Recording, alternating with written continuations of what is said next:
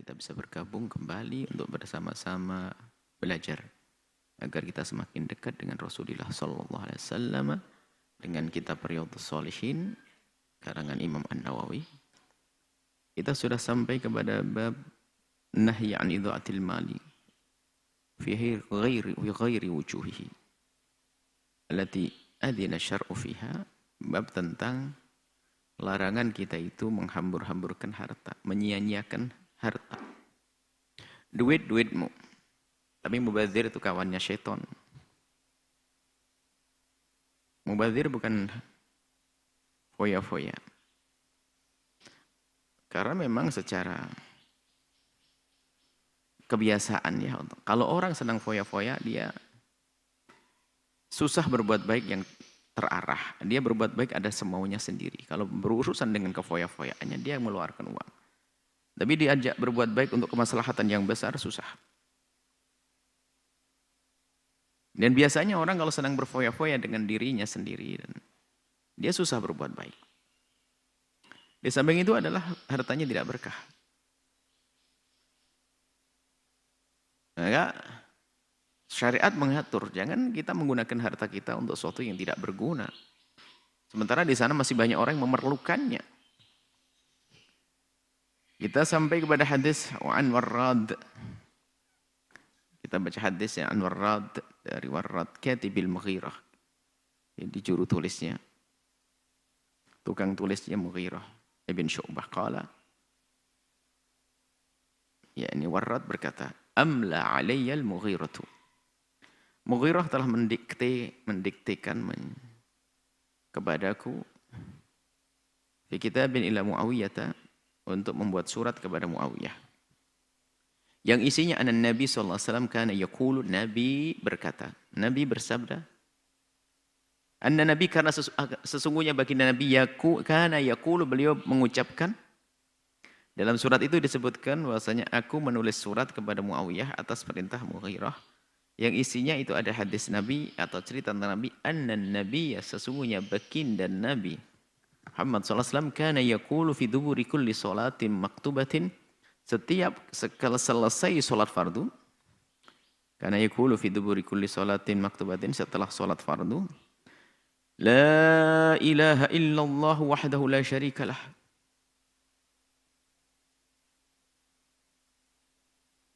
Baca la ilaha illallah la syarikalah. Jadi sunnah baca itu setelah salat, zikir setelah salat.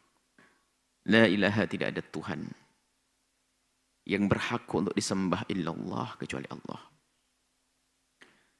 Wahdahu, yang maha tunggal. La syarikalah, tidak ada sekutu bagi Allah. La ilaha, tidak ada zat yang layak disembah. Itu adalah satu penafsiran yang lebih tepat di antara penafsiran yang ada. Sebagai penafsir la ilaha illa ma'budah bihaqqin. La ma'budah, isyarat la ma'budah. Maka para ulama mengatakan la yastahiqu, lebih tepat. Supaya tidak dikesan bahwasanya seiringnya kebersamaan antara yang disembah dan yang menyembah. Kalau ma'bud ada yang disembah dan yang menyembah. Maka tidak ada yang la yastahiq, la yastahiqul ibadata illahu. Tidak ada yang berhak disembah illallah kecuali Allah. Wahdahu, yang maha tunggal. La syarika lahu, tidak ada sekutu. Tidak ada sekutu bagi Allah, tidak ada yang bersekongkol dengan Allah atau membantu Allah di dalam mengerjakan semuanya. Allah wahdah yang melakukan semuanya ini. Menciptakan langit, bumi, dan sebagainya. Lahul mulku, bagi Allah lah segala kerajaan, langit dan bumi, milik Allah. Walhamdu, dan hanya untuk Allah lah segala sanjungan dan pujian. Jika kita hadirkan sanjungan yang bertebar di semesta terhadap siapapun di semesta ini, maka sesungguhnya kembalinya kepada Allah Subhanahu wa taala. Di saat kita melihat indahnya rembulan, lalu kita sanjung rembulan, semua kembali kepada Allah yang menciptakannya. Kita melihat orang yang cerdas pandai, lalu kita sanjung dia, semua kembali kepada Allah. Apapun maka walahul hamdu. Wa huwa ala kulli syai'in qadir. Allah Maha Kuasa terhadap segala sesuatu. Allahumma ya Allah la mani lima a'tait. Ini harus diyakini di saat kita mengucapkan. Bukan sekedar kita baca tanpa sadar. Allahumma ya Allah la mani lima a'tait. Tidak ada yang bisa menghalangi apa yang telah Engkau berikan. Jika Allah hendak memberikan sesuatu kepada hambanya, biarpun manusia sejagat ingin menghalanginya, tidak akan terhalangi. Maka jangan ragu, rizkimu sudah dijatah. Rizki tidak akan lari kemana. Kalau jatahmu, jatahmu. Kalau bukan jatahmu, tetap akan keluar.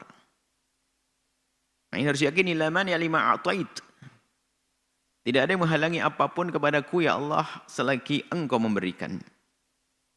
Wala mu'tiya lima mana'ta, begitu juga jika Engkau sudah menghalangi, ya Allah, tidak ada satupun yang bisa mengusahakan untuk sampai.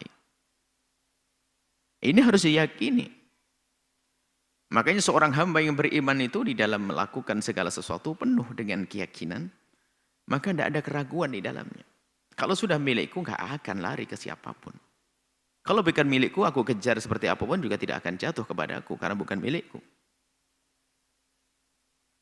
La yanfa'u dzal jaddi minkal jadd. Sebagian mengharokati la yanfa'u dzal jaddi minkal jadd. Tapi kebanyakan dzal jaddu minkal jadd. La yanfa'u tidak akan berguna. Dzal jadd orang yang punya kerajaan, kekayaan, enggak ada berguna bagi dia. Sebab kekayaan sesungguhnya hanya kepadamu, ya Allah. Dzal itu akan makna ghina, dan kekayaan, kekuasaan, segala yang mengagumkan. Kalau ada orang punya sesuatu tersebut, enggak berguna bagi dia. Minkal jadd, dan dirimulah ya Allah semuanya itu. Artinya apa?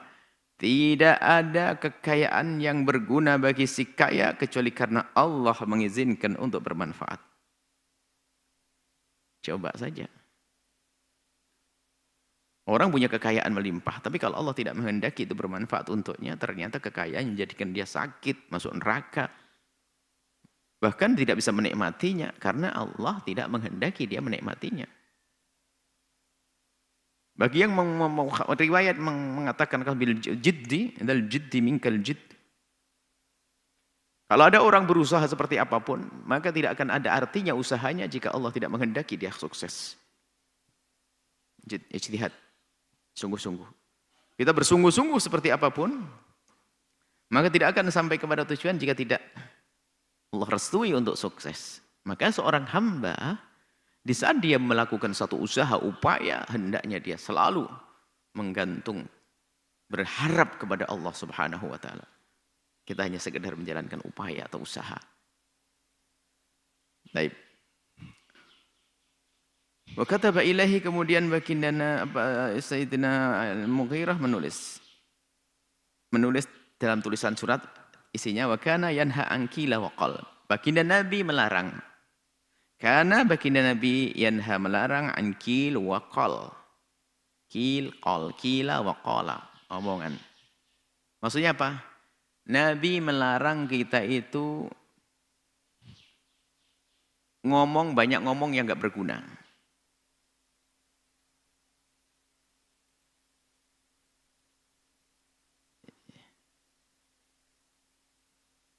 Makanya dalam riwayat min husni islamil mar'i tarkuhu ma la ya'ni. Sebaik-baik imannya seseorang itu dia tidak akan melakukan sesuatu yang enggak berguna bagi dia. Yang enggak berguna. Ini ada sebagian memahami ini sulit bagaimana. Itu artinya harus ada kecerdasan dalam diri seorang hamba itu, apa yang hendak dilakukan. Apa yang akan dilakukannya? Manfaat atau tidak? Ada pertimbangan-pertimbangan dengan akalnya. Kemudian yang diomongkan ini loh, ada gunanya enggak? Pagi hari sudah nongkrong sambil minum kopi, hanya komentar, ini apa ini? Wah, ada berita ngalor gitu loh. Yang pernah melihat, barangkali kita semua pernah menyaksikan orang kampung, orang ya saya berdebat tentang politik. Waduh, hebat. Tentang urusan negara, wah, kayak serem-serem banget itu, debat. Nah itu karena biasa dengan kill call. Suka dengan romongan asal, maka dia pun suka ngomong asal. Maka Nabi melarang yang demikian itu. Nggak berguna dan membahayakan. Jadi orang cerdas kalau dia tidak tahu dia tidak akan komentar. Ada seorang ahli, seorang hakim di Hadramaut sana namanya Bu Amir. Dia punya anak-anak. Dia punya perkataan, khiyarul qaul qalah madrad in syafat ma qudset wan hat hakali ma hakat. Khiyarul qaul qalah madrad itu. Sebaik-baik perkataan aku tidak tahu sudah. Kalau tanya enggak tahu sudah bilang tahu. Wa in ahadun hakali wan hat hakali ma hakait. Jika ada seorang cerita kepadaku, ya sudah biarkan saya dengar tapi enggak ngerti komentar apa.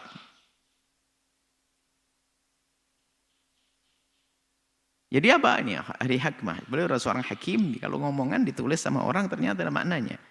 Jadi orang itu jangan banyak komentar. Khairul qaul qalah madrid. Sebaik-baik omongan adalah sudah aku tidak tahu.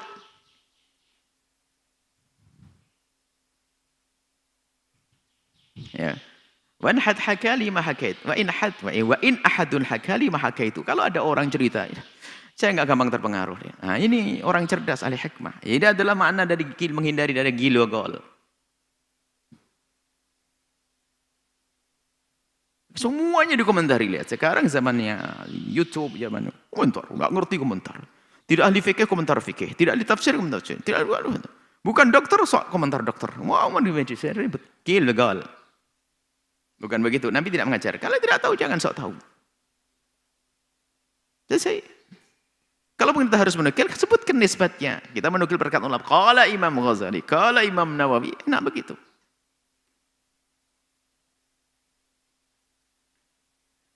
Jadi atau semuanya nggak mata. Dalam urusan yang lainnya. Tidak ngerti urusan pembangunan. Sok dia bicara pembangunan. Nggak nyambung. Jadi menghindari daripada berbicara yang tidak ada artinya. Komentar yang tidak ada artinya. Karena bisa saja disyaratkan oleh baginda Nabi, ada orang dengan omongannya masuk ke Jahannam. Daripada buah, daripada ucapannya.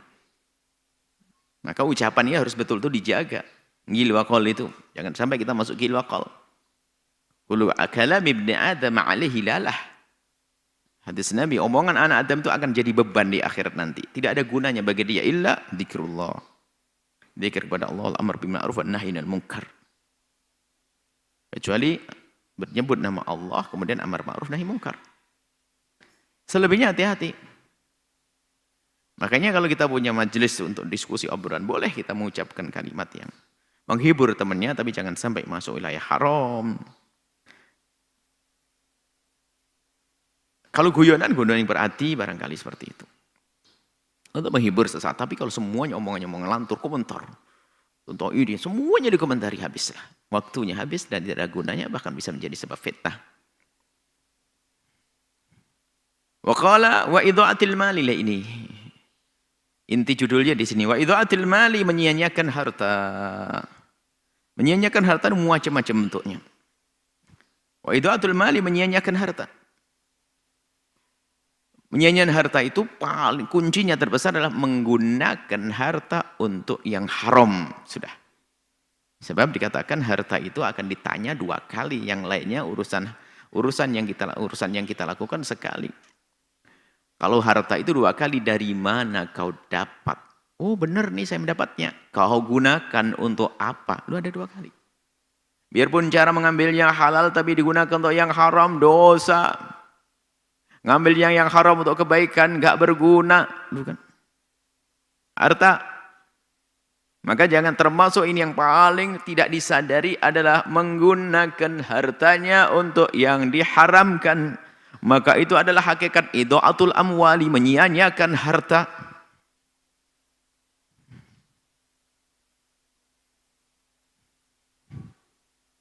Termasuk membeli sesuatu yang kata ahlinya membahayakan. Sudah tahu membahayakan dibeli.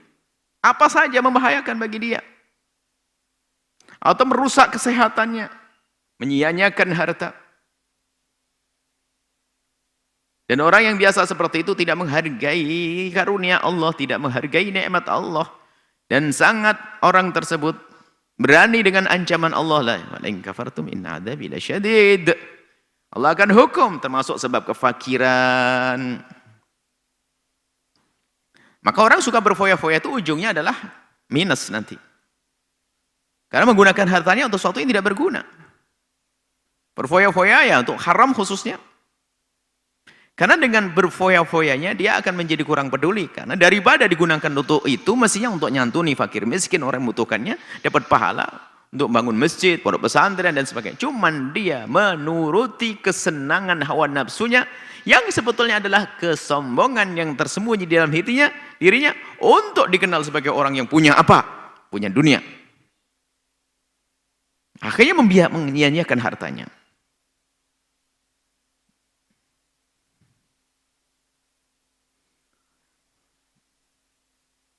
Kemudian juga yang disebut menyia-nyiakan harta di sini, dari haram tingkatannya adalah tingkat menyia-nyiakan harta menggunakan hartanya untuk hal-hal yang tidak berguna.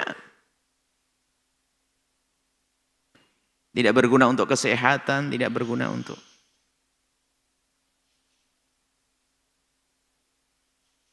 Tapi kalau masih ada berguna, misalnya untuk kesehatan, dia beli sesuatu untuk kesehatan, masih ada berguna. Atau memperindah lingkungan agar damai, sah-sah, tapi tidak boleh berlebihan juga. Indah, membuat keindahan.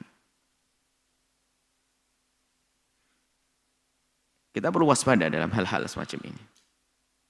Karena betul kadang-kadang orang berani membeli sesuatu harganya mahal.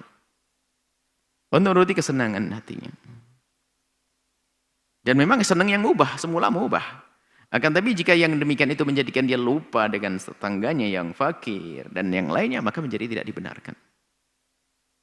Itu adalah amal, beri mainan yang tidak berguna.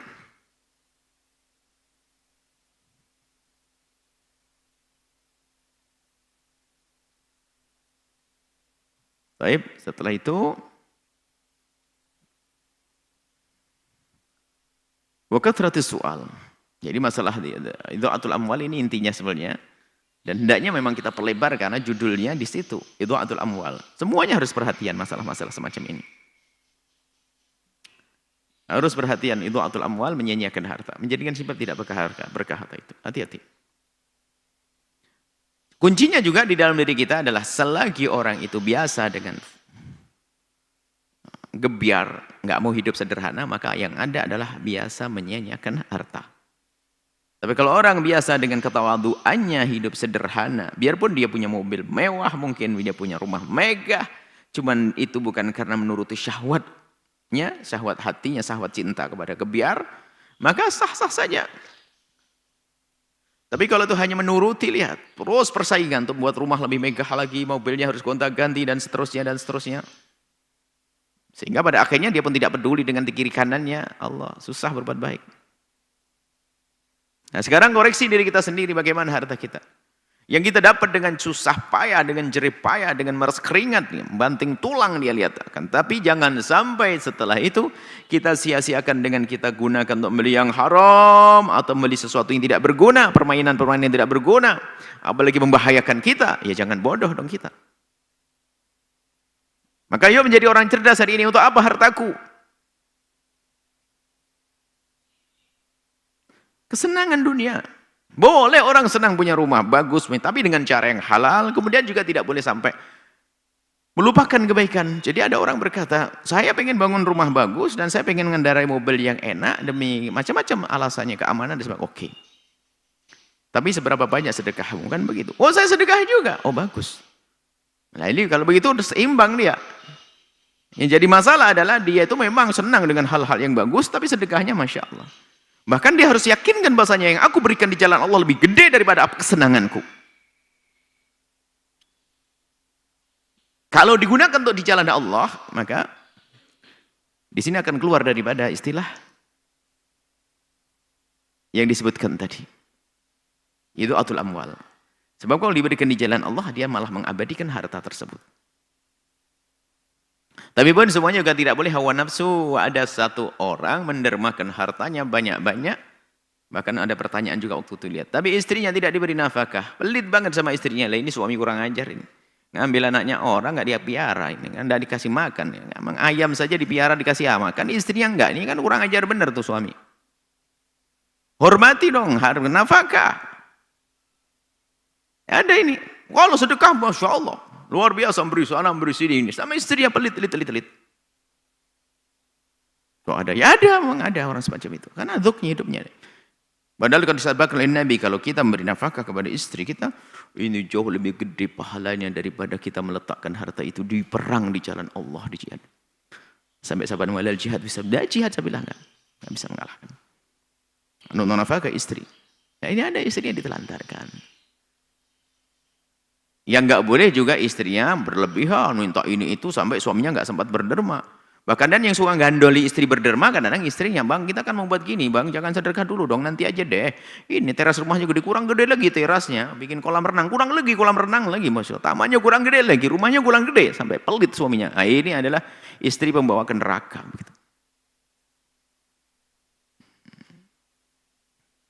Dan ada, susah suami, mau bersedekah aja suami sampai sembunyi-sembunyi. Bukan begitu, hidup kita harus damai, indah, senang berbuat baik, kompak, dan seterusnya. Maka di dalam kebaikan tidak ada menyia-nyiakan harta. Nah, tetapi untuk beli tadi, beli sesuatu yang haram atau sesuatu yang nggak ada gunanya, maka itu akan dilarang. Kalau haram menjadi haram. Kalau bukan sesuatu yang diharamkan, mubah menjadikan sebab tidak berkah. Kurang berkah. Nabi itu kalau minta apa saja akan dikasih. Tapi Nabi membiasakan hidupnya adalah dengan sederhana. Makna sederhana bukan berarti tidak boleh mobil mewah dan sebagainya. Artinya apa? Di saat kita harus menjalani hidup, kalau tidak di saat kita harus merasakan atau makan dengan sederhana, kita tidak pernah gelisah. Kendaraan sederhana. Sebetulnya makna kesederhanaan itu adalah memangkas kesombongan. Bahkan ini bisa terjadi kepada seorang ustadz sekalipun, biasanya dinaikkan oleh jamaahnya mobil-mobil mewah, giliran naik mobil biasa langsung kipas-kipas terus dari awal akhir misalnya. Itu kan yang nyiksa yang punya mobil tuh. Jadi baru, makanya hakikat orang ahli tasawuf itu adalah dia naik mobil mewah atau mobil biasa itu sama, nggak ada beda. Tidurnya sama. Nggak pernah dia membeda-bedakan yang demikian. Karena apa? Urusannya dengan Allah. Kalau ternyata dia harus tidur di tempat yang enak, alhamdulillah. Kalau tidak, nggak ada masalah. Mobil bagus, alhamdulillah. Tidak juga nggak ada masalah. Nah, sehingga ini mengarahnya sebetulnya memangkas agar kita tidak biasa dengan kesombongan. Sehingga idha'atul amwal itu biasanya urusannya dengan kesombongan. Apa kesombongan dengan Allah atau sombong dengan sama manusia? Kalau sombong kepada Allah, dia melakukan haram, nggak peduli. Sombong kepada Allah, seolah-olah harta darinya, seolah-olah dia sendiri yang bisa menghasilkan. Padahal semua sahamnya dari Allah. Nanti kan kurang ajar kepada Allah. Maka daftar fakir orang begitu. Bisa dilihat. Orang biasa berfoya-foya dengan yang haram, tidak akan lama. Ujungnya adalah orang yang nyungsep nanti. Karena apa? La in syakartum la azidannakum wa in kafartum inna adzabi lasyadid. Urusan yang mubah menjadi sebab tidak berkah. Urusan yang haram mengundang dosa. Jadi dari harta halal diberikan yang haram dosa. Jelas keberkahan hilang. Dari harta yang halal digunakan untuk yang tidak berguna, menyia-nyiakan harta, lihat, masuk menjadikan sebab tidak berkahnya hartanya. Kalau harta tidak berkah itu Masya Allah. Padahal gaji banyak, penghasilan banyak, kenapa kok merasa kurang, terus nggak puas terus? Masya Allah, ada. Tapi begitu sebaliknya, jika Allah berikan kepada hati seorang hamba, menjadi orang yang gana'ah, qalbun qanu, kata Imam Syafi'i. Kalau orang punya qalbin qanu'in, punya hati yang nerima apa yang Allah berikan, kan fa'anda wa malikud dunya sawa, dengan raja yang memiliki dunia sama. Kenapa? Hatinya adalah penuh dengan kepuasan atas karunia Allah Subhanahu wa taala. Kemudian selanjutnya adalah setelah qil wa qal, wa kathratis su'al. Soal itu macam-macam. Soal di sini ada gayanya Bani Israel waktu itu. Bertanya enggak berguna. Tanya kepada guru enggak berguna, hanya tanya iseng. Tanya jebak. Tanya jerumuskan. Disuruh nyembelih Baqarah gitu aja enggak nyembelih, langsung mana? Malanuha. Model begini repot tambah capek. Ini gaya-gaya. Kayak orang yang enggak mau patuh. Tapi kalau orang diperintah langsung sam'an wa ta'atan, selesai menjalankan tugas beres. Gara-gara dia banyak tanya repot. Sampai kami hampir tidak bisa melakukannya. Safra faqi'ullah niha tasurru nadirin, banyak. Sampai syaratnya kajilah tuhtirul harta dan seterusnya. Kan itu gara-gara banyak tanya. Tanya yang nggak berguna. Ini ada. Jadi kalau tanya itu betul-betul atas dasar kita pengen tahu, bukan karena sifat Sifat sing iseng, ada pertanyaan nggak berguna, dan kadang-kadang pertanyaan seorang murid itu memang pertanyaan jebak gurunya. Na'udzubillah. Karena merasa dia lebih pintar, gurunya kayaknya dalam bidang ini nggak ngerti. Wah, dia paling sering debat gurunya, dipikir sukses dia. Masya Allah. Nah, ini banyak pertanyaan yang tidak berguna. Ini gaya Bani Israel zaman itu. Tapi bertanya ilmu di saat dia memerlukannya sah. Ya di sini kasratu soal banyak pertanyaan. Kalau banyak pertanyaan yang akhirnya tidak berguna ditanyakan.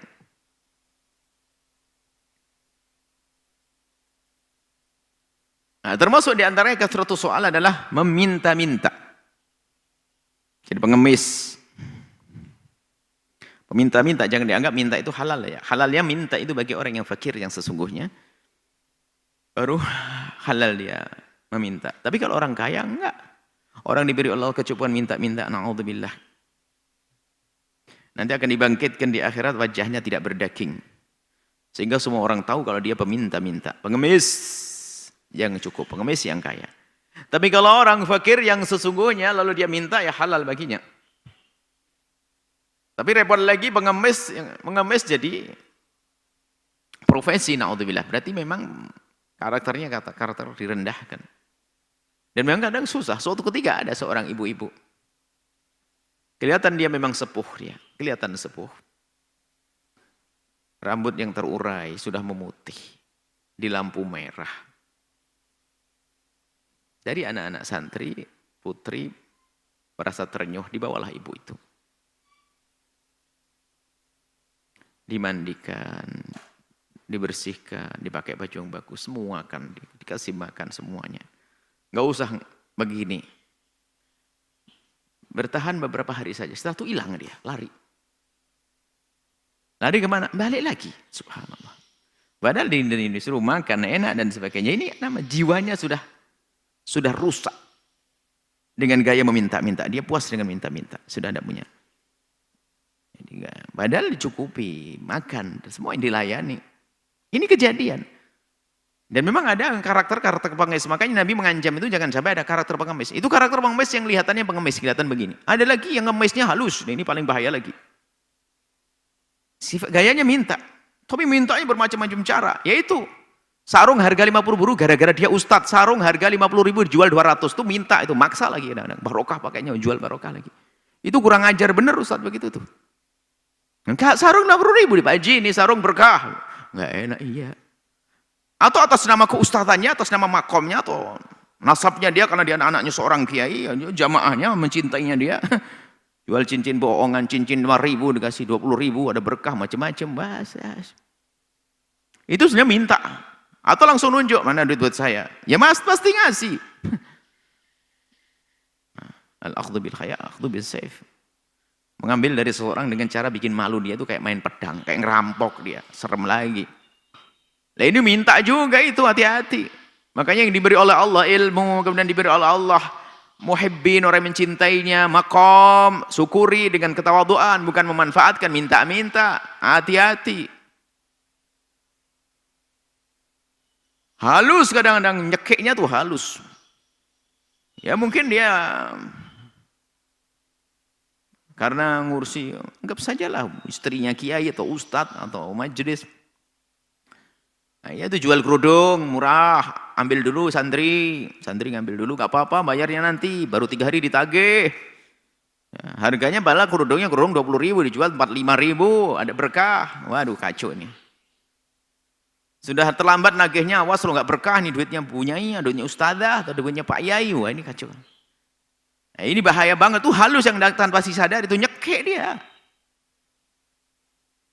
Ya kayak minta-minta dia, ngerampok bahkan. Bukan minta lagi, kalau minta ya itu ngomong mana duitnya. Tapi enggak, ini bahayanya, bahasanya halus. Maka hati-hati ini, cuman tidak banyak mendengar kajian semacam ini. Ini calon-calon ulama, calon ustadz, jangan jual agamamu. Jangan kau jadikan agamamu, kesolehanmu, ilmumu, kau jadikan pedang untuk minta yang di tangannya orang. Hati-hati. Oh, ini kan bahaya, anak kiai punya murid 1.000 keliling dia nggak habis keliling, minta 50.000 keliling. Minta kadang-kadang halus, hanya tarik nafas, ya Allah mobil saya suka macet. Masuknya suruh ganti. Ya Allah sepeda saya bocor terus. Ya Allah kemarin punya utang. Oke, ayahnya ngeluh tok. Jangan, berjanjilah kita yang akan memberi. Itu. Jadi minta-minta itu halus. Jangan dianggap minta-minta hanya pengemis yang di lampu merah itu saja. Bukan, ada minta-minta atas nama agama itu dia.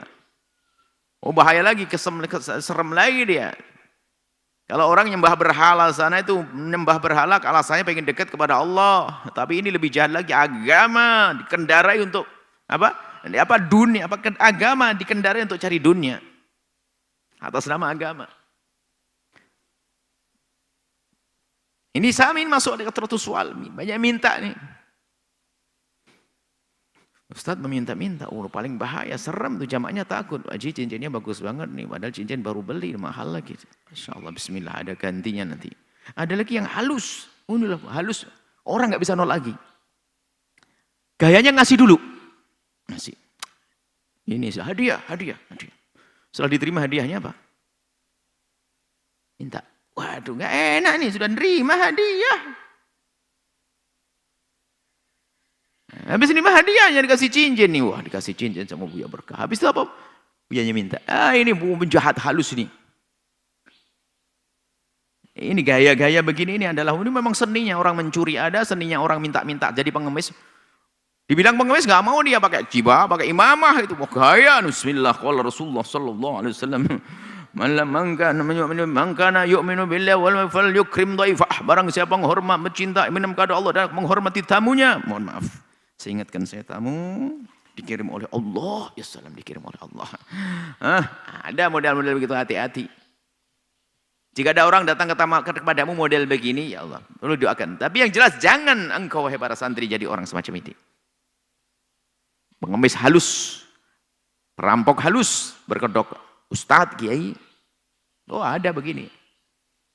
Gelarnya tuh keliling, dawir, jago keliling. Jadwal Jawa Barat bulan ini, Jawa, Sumatera, Banjarmasin bulan ini keliling. Dia saja sudah bisa ditandai ini. Sekarang di mana itu? Keliling, bukan kerja, bukan. Kalau kerja bawa sarung, harga 25.000, jual 100.000 tadi itu. Hati-hati model begini, ini bahaya. Ini atas nama makom kebesaran, keustadannya. Ini sengaja kita ingatkan supaya kita tidak hanya kritiki yang di luar sana. Ini kan dunia ustadz ini, para santri. Kita kritik ke dalam, jangan pandai kita kritik keluar. Pengemis-pengemis itu ada, pengemis gadungan itu. Dia punya mobil parkir di mall sana, dia keluar pakai baju pengemis. Ya memang ada. Ngurusi orang, ngurusi diri kita sendiri, jangan jadi pengemis halus kita. Ini halus, hati-hati. Masya Allah, banyak. Nggak kathratus soal. Kemudian juga lanjutannya kana yanha an kil waqal ibat al-mal wa kathratus soal wa kana yanha an uquqil ummahat. Larang yang termasuk minal kabair. Dilarang kita itu uquq, durhaka kepada ibunda kita. Allah, ibu-ibu kita. Disebut ibunda memang pangkatnya tingkat kewajiban kita untuk berbakti kepada ibunda 3 kali lipat dibanding ayahanda. Ibunda, Masya Allah. Sampai ada orang berkata, ya Rasulullah, ayun nasi ahakku bi husni sahabatiyah. Siapakah ya Rasulullah orang yang lebih berhak untuk aku perlakukan dan baik? Nabi menjawab, ummuk. Siapa lagi? Ummuk, ummimu. Siapa lagi Rasulullah? Ummimu. Siapa lagi Rasulullah? Baru ayahmu. 3 kali kepada ibunda, sekali kepada ayahanda. Allah. Ibundamu yang melahirkan dengan penuh kasih sayang, merawatmu. Allah. Capek. Sabar. Makanya 3 kali lipat penghargaan. Ini adalah Islam yang menghargai wanita. Dan mengajari orang menghargai orang yang telah punya jasa kepadanya. Nggak akan bisa kita membalas jasa ibunda kita. Nggak akan bisa. Kadang-kadang kita itu cepat capek, jenuh kepada orang tua. Kalau anak kecil tanya kepada ibunya, Abah itu burung apa? Disebut burung merpati. Besok lagi tanya, burung apa? Merpati. Besok burung apa itu merpati? Sampai 5 kali seorang ibu rela menjawabnya. Coba seorang ibu dia sudah mulai pikun tanya kepada anaknya, nah itu siapa? Ahmad. Nah itu siapa? Ahmad. Nah siapa? Ahmad, Ahmad. Na'udzubillah itu anak. Harus sabar kepada ibunda. Keberkahan di balik itu semuanya.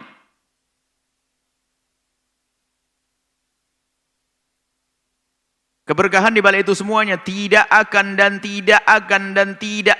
bahagia orang yang menjalani hidupnya dengan durhaka kepada orang tua. Tidak akan ada satu manusia yang bisa menolong. Karena Allah tidak menolongnya. Nggak akan.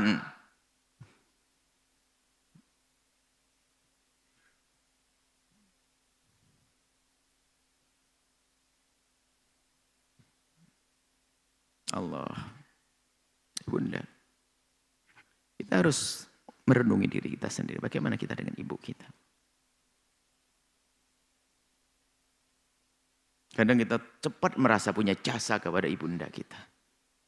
Seperti santri mondok itu dipikir ini kepentingan ibunya. Kepentinganmu sendiri, hei santri. Jangan sampai di saat sudah mondok itu mulai brutal. Mintanya semaunya. Karena merasa bahwasanya dia telah menjalankan perintah ibundanya. Padahal kalau sekolah begini kepentingan anak itu sendiri. Karena giliran anak sukses ibunda wafat menghadap ke surga. Menuju surga. Ya anak itu yang mati semuanya. Tapi dasar anak tidak tahu budi, dipikir ini, kan saya sudah mondok, mana beli ini dong, beli ini dong, beli ini. Allah. Itu kepentinganmu, hai para santri. Kalau ini santri.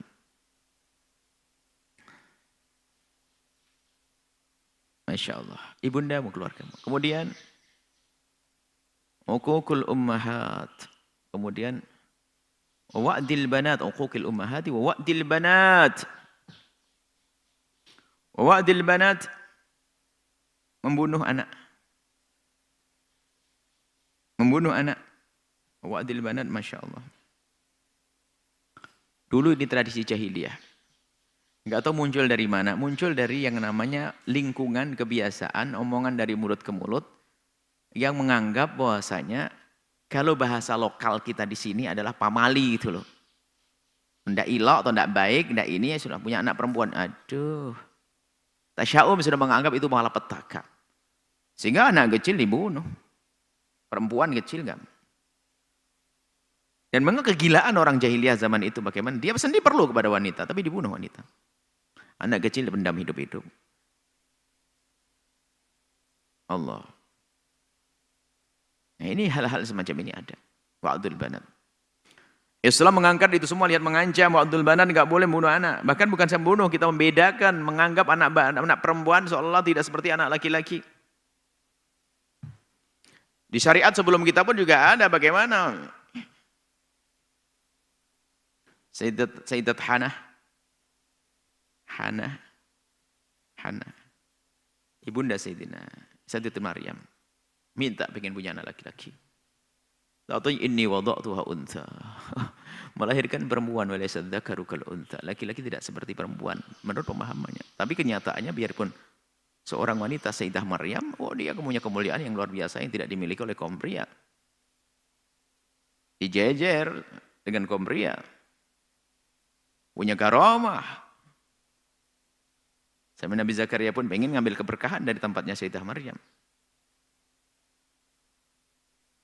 Warka'i ma'arraki'in. Ya, dijajarkan dengan wanita laki-laki yang bisa rukuk ibadah. Nah, kemudian tidak sampai di situ, lihat. Yang melahirkan orang mulia, Nabi Isa AS juga wanita yang jangan main-main. Jadi anak perempuan itu ada sebagian masyarakat merendahkan. Kan ditemukan di sebagian orang di Indonesia ini juga begitu. Kalau anak perempuan itu tidak terlalu dihargai. Na'udzubillah. Itu adalah tradisi jahiliyah. Dunia jahiliyah begitu menganggap perempuan. Baik di saat menjadi bayi atau di saat menjadi dewasa. Bukan di negeri-negeri, terus di Eropa dan sebagainya. Sampai di sana ada sebuah gerakan namanya emansipasi wanita. Itu dari mana sih munculnya itu semuanya? Karena memang wanita adalah orang kelas 2. Kelas rendah. Tidak mendapatkan penghargaan. Sehingga muncul gerakan emansipasi wanita. Dalam Islam nggak boleh emansipasi, itu nggak pantas itu istilah itu untuk negeri, untuk kaum muslimin nggak pantas. Itu kan bukan untuk Islam. Cuman kenapa orang Islam suka ngadopsi istilah emansipasi? Nggak ada emansipasi dalam Islam. Emansipasi apa lagi yang diinginkan? Seorang tanya kepada Nabi, ya Rasulullah, siapakah orang yang perlu aku hormati, aku perlakukan baik? Nabi jawab, ummuk, ibumu. Ibunya laki atau perempuan? Perempuan. Siapa lagi? Ummuk, ibumu. Ibumu laki atau perempuan? Ummuk 3 kali. Kok pakai emansipasi? Makanya salah umat Islam pakai istilah emansipasi. Gimana ini? Jangan kita ikut-ikutan. Itu kan di negeri barat sana wanita adalah rendah. Jadi perlu diangkat. Makanya wanita punya gerakan namanya emansipasi wanita. Emansi itu mengangkat, itu karena selama ini rendah. Kalau Islam enggak. Orang berbuat baik laki minadzakari wal untha, laki perempuan berbuat baik akan diberi oleh Allah pahala. Ada beberapa gerakan akhir-akhir ini mengarah kepada tuduhan-tuduhan. Lucu misalnya wanita-wanita pada dipinggirkan dari dunia ilmu ini. Sehingga ulama-ulama wanita terpinggirkan, dikuasai, didominasi oleh ulama pria, sehingga fikih yang ada fikih kelaki-lakian, fikih perempuan yang enggak ada dan nah ini seolah-olah mana ada ulama perempuan dipinggirkan? Enggak ada. Memang punya tugas masing-masing dan tidak belajar gimana langsung pinter. Dan tidak belajarnya bukan karena mereka nganggur, mereka melahirkan orang-orang besar. Lahir Imam Syafi'i. Allah. Semua dari perempuan itu. Nah ini. Ada gerakan-gerakan untuk mensetarakan kesetaraan gender itu kemana-mana. Kalau tuduhan ulama. Enggak pernah ada. Dimanapun dari dulu ulama membebaskan belajar. Laki perempuan boleh belajar. Cuman karena tugas wanita adalah jihadnya. Adalah sampai dikatakan Nabi. Jihadnya adalah berkhidmah kepada istri suaminya. Melahirkan anak dan jihad. Suami medan laga perang banyak yang mati juga. Cuman dengan pandangan barat yang kenal emansipasi, ya pandangan orang yang menuntut emansipasi, kemudian mulai menganggap wanita itu disingkirkan, sehingga masalah bab-bab fikih ini dikuasai oleh kaum laki. Enggak ada itu semuanya. Memang sisi lain kita harus motivasi wanita bisa. Mufti-mufti besar kelas dunia adalah sebelum adanya Imam Syafi'i, Imam Malik, ada mufti Sayyidat Aisyah radhiyallahu ta'ala anha. Mufti besar. Orang-orang besar Sayyidat Aisyah. Dan banyak wanita-wanita dididik. Bahkan keluar dari tangannya Sayyidat Aisyah, rijal, ulama-ulama dari kaum pria. Tidak ada, hanya masalah kesempatan dan masalah tugas saja. Maka jangan sampai ada kesan ya merendahkan ulama. Ada sebenarnya tidak mencermati. Kalau ternyata ada seorang wanita menjadi alim besar, alhamdulillah itu yang kita cari. Tapi di saat misalnya satu kelas ada 50 putra, 50 putri, tak taunya keluar 20 ulama laki-laki, perempuan keluar 2. Ya enggak ada masalah karena perempuan punya tugas lebih besar lagi. Paling berat melahirkan, hamil 9 bulan, bayangkan. Kalau laki-laki itu dapat tugas, harus menggendong bayi 9 bulan, enggak ada yang jadi dokter. Tapi banyak perempuan bisa menjadi ulama. Berat perempuan itu. Gendong bayi 9 bulan di perutnya. Kemana-mana tidur ngikut. Oh berat. Makanya ini perempuan harus muliakan. Makanya nggak perlulah gaya cara muliakan Islam wanita itu ngikuti orang di luar Islam. Nggak perlu. Nggak ada istilah kesetaraan gender. Kesetaraan gender itu selama ini memang dibeda-bedakan. Tapi ini masalah muhimmah, kepentingan. Masalah tugas. Nggak bisa disamakan. Dalam segala hal nggak bisa disamakan. Imamnya laki-laki, bukan berarti perempuan harus rendah, tidak. Karena kalau sudah jadi imam tanggung jawab. Kalau ada kletek suara bunyi itu keluar, itu pencuri, kejar. Masa istrinya suruh ngejar suaminya tidur? Ya enggak, genteng pecah suami naik. Masa istrinya suruh naik? Ini sudah tugas masing-masing, nggak ada ini. Ada akhir zaman mencoba untuk merendahkan ulama dulu Islam, ada kesetaraan gender, emansipasi, semuanya. Untuk apa itu semuanya nggak berlaku dalam Islam?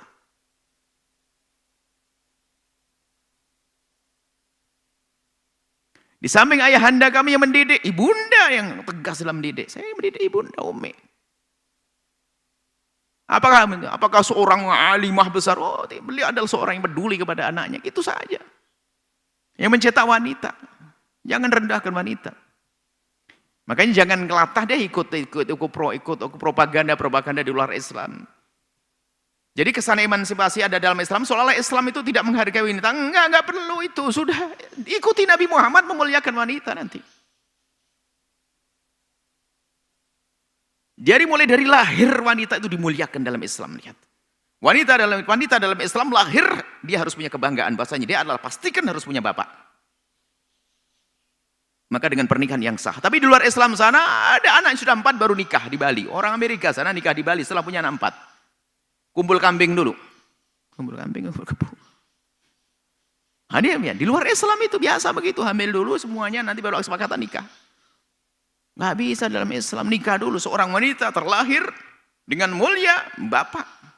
Bahkan seorang wanita kalau harus dengan seorang laki-laki harus disaksikan dengan sebuah perjanjian. Nggak asal hanya dibayar 500.000 sepakat. Nggak. Dalam Islam nggak ada. Makanya ada saksi dalam pernikahan. Bahkan disunnahkan juga untuk disuarakan. Isyhar dalam mazhab Malik memang wajib isyhar, dalam mazhab yang lain adalah sunnah untuk dimasyhurkan. Tujuannya apa ini? Terhormat dia, wanita diambil dengan cara terhormat. Dengan nama Allah lah gitu. Bukan dengan rayuan gombal lalu dibawa ke hotel naudzubillah dihinakan, itu enggak ada begitu. Terhormat. Itu dalam Islam. Punya anak mereka. Kemudian setelah itu apa? Dirawat oleh ayahnya dengan baik, diperintahkan seperti yang akan disebut. Ini tidak boleh waqtul banat Nabi dibunuh, setelah itu harus dirawat. Di saat seorang tua melihat anaknya perempuan, lihat dalam Islam Nabi menyebutkan mamin insanin, tidak seorang anak yakfulu thalath banat, kalau dia merawat 3 anaknya, yuhsin ilaihinna, dia berbuat baik dengan anaknya 3 perempuan, illa kunna hijaban minan nar, hijaban lahu minan nar, 3 anak gadis yang dirawat oleh seorang bapak, maka itu kalau dirawat dengan benar hijaban lahu minan nar, akan menjadi hijab dari api neraka. Sahabat Nabi kalau bertanya, 3 ya Rasulullah, aku punya 2, itsnain wa itsnatain ya Rasulullah, kalau 2 gimana? Wa itsnatain juga punya 2 menjadi hijab minan nar, penghalang dari neraka. Ada yang punya anak 1 tok. Wa wahidah ya Rasulullah, 1 anak perempuan gimana? Qalu wa wahidah, 1. Jadi punya anak perempuan 1 kalau dirawat dengan benar hijaban lahu minan nar, penghalang dari api neraka. Loh, sampai dihimbau begitu.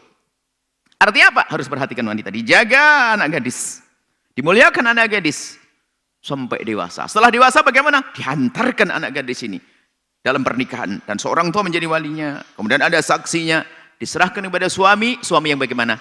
Kau yang ngasih nafkah, kau yang merawat, kau yang menjaga. Enak. Coba di luar agama kita, cari duit masing-masing barangkali. Ibaratnya kalau benar adalah wanita hanya duduk manis cantik di rumah. Kerjaannya hanya dandan, makan di atas ranjang, selesai, yang bagus. Bukan macam-macam, bukan naik pohon kelapa, bukan itu. Aslinya kan begitu. Kita seorang muslim harus yakin dengan ini. Maka jangan gampang ikut dengan propaganda emansipasi wanita. Tidak. Itu di sebuah agama yang tidak menghargai wanita.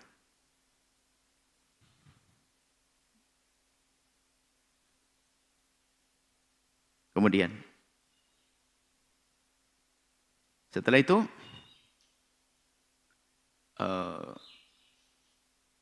ini masalah wanita penting sekali, jadi supaya kita tidak mengarah. Kalau kita bisa memuliati anak gadis kita, itu adalah orang yang bisa menghormati ibundanya. Yang menghormati ibundanya, dia akan bisa menghormati anaknya karena anaknya bakal menjadi ibunda.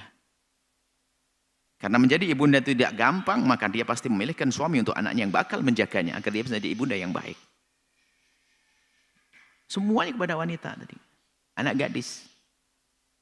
Jadi Islam sangat muliakan anak perempuan, sangat muliakan wanita. Bahkan di sini disebut waqtil banat, bukan membunuh anak, nggak boleh.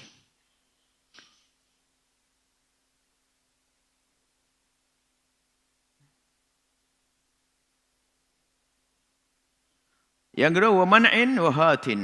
Yang terakhir, man'in wa hatin. Orang man'in itu orang yang suka menghalangi haknya orang lain. Belit. Ini macam-macam kelasnya. Orang kaya nggak bayar zakat, itu mana haknya orang, anak fakir dia tidak dikasihkan. Tapi senang hatin, ngasih, sekering minta ke orang tapi tidak pernah ngasih. Wah, ini kan kurang ajar benar manusia. Dan memang gaya pengemis itu begitu kemarin. Gaya pengemis orang minta, giliran dia minta nggak mau dia. Coba datang ke rumah pengemis yang itu. Pura-pura jadi pengemis ke rumahnya. Wah, pelit banget kan begitu. Pengemis yang nggak bener ya. Kalau pengemis karena fakir beneran, dia bisa saja dermawan. Pengemis profesi. Pengemis profesi. Nah, susah. Nah ini an-man'in. Wahatin mana mengelarang haknya orang untuk sampai kepada orang. Dia haknya dia nggak mau ngasih. Termasuk bayar utang, sudah jatuh tempo, dia punya uang, nggak segera ngasih, memang susah bayar utang, setannya gede. Sehingga diancam oleh Nabi, layyul wajidi yukhillu irdahu wa uqubatahu, orang yang nahan bayar utang itu boleh direndahkan dia. Kurang ajar dia. Punya utang nggak bayar-bayar, kecuali dia karena fakir. Tidak bayar zakat sama. Atau tadi meminta dari orang yang bukan haknya. Masya Allah. Ngerampok, ngerampas. Kalau mana menghalangi haknya orang. Kalau minta haknya. Bukan haknya dia minta. Ini adalah akhlak jelek semuanya. Bukan suatu yang baik. Muttafaqun alaih, hadis riwayat Imam Bukhari dan Muslim. Nah ini adalah akhlak-akhlak yang diajarkan oleh baginda Nabi Muhammad SAW, dan wajib bagi kita semuanya untuk bersemangat di dalam kita ini menerapkan, menjalankan akhlak-akhlak. Sebab kemuliaan seorang manusia adalah di saat mereka berpegang dengan akhlak. Akhlak Nabi itu kalau diterapkan semua orang senang, biarpun tidak beriman. Sifat yang disebutkan tadi, kalau kita sebutkan dengan orang kafir sekalipun, dia akan kagum. Kalau seandainya orang kafir kita sebutkan ini kalimat bermakna begini, tidak disebutkan dari Islam, dia akan percaya. Cuma biasanya kalau disebut kalau Nabi Muhammad, dia benci, karena benci dengan Nabi Muhammad, maka tidak bisa menerima. Nah, seperti itu. Ya, karena sampai upaya untuk menegakkan kata mereka hak asasi manusia, sampai berlebihan tapi nggak pakai aturan. Orang tua mukul anaknya langsung dipenjara dan sebagainya. Sebenarnya ingin melindungi anak perempuan khususnya itu. Ya. Cuman kan caranya salah, tidak dengan petunjuk syariat. Intinya adalah maknanya sudah ada dalam Islam, memuliakan wanita. Dalam mendidik pun ada dalam Islam. Baik. Semoga Allah Subhanahu wa taala memudahkan kita di dalam menjaga anak wanita, anak perempuan kita, menjauhkan kita dari meminta-minta, menjauhkan kita dari durhaka kepada orang tua, ya. Menjauhkan kita dari menghalangi haknya orang lain untuk sampai kepadanya. Dan semoga Allah memilih kita sebagai hamba-hamba yang disanjung oleh Allah, dimuliakan oleh Allah, cinta Rasulullah, cinta sesama, indah di dunia dan indah di akhirat. Wallahu a'lam bishawab.